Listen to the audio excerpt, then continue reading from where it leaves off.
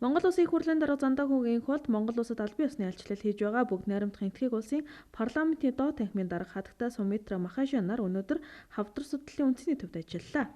Парламентын дарга нар бүгд найрамдах энэтхэг улсын засгийн газраас төс төвд хандвалсан зайн туяаны эмчилгээний Бабатрон 2 аппарат, туяа эмчилгээний төлөвлөлтийн симулятор аппаратыг ашиглалтанд хүлээлт өгөх арга хэмжээний нээлт ёслолд оролцсон. Бүгд найрамдах энэтхэг улсын ерөнхий сайд Нарендра Моди 2015 оны 5 дугаар сард Монгол улсад төрийн альчлал хийхдээ хавдар судлалын үндэсний төвд дээрх 2 аппаратыг хандвалсан.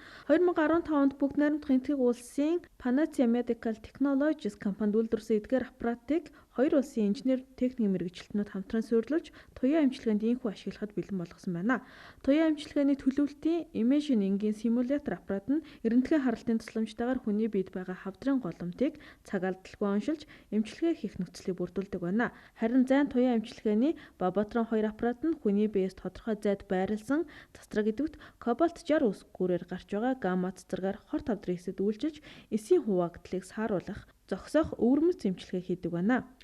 Туяа эмчилгээний эдгээр аппаратуудыг ашигласнаар хорт хавдрын тусламж үйлчилгээг сайжруулах, туяа эмчилгээг хүлээгдэлгүй шуурхай хийхэд том дэвшил авчирч байгааг эрүүл мэндийн спортын яамны төрийн нарийн бичгийн дарга Ламбаа онцлон тэмдэглээд бүгд найрамдах энэтхэг улсаас Монгол улсад зохион бөгөөд бүрэн эрхт элчин сайд ноён Самаш Гош болон хамтран ажилласан бүх хүнд талархлаа илэрхийллээ. Хавдрын эмчилгээний хоёр хэмжээс төлөвлөлтийн Imaging энгийн симулятор аппаратаар өдөрт 2-3 хүнд жилдээ 300-аас 400 өвчтөнд онцлогоо хийнэ.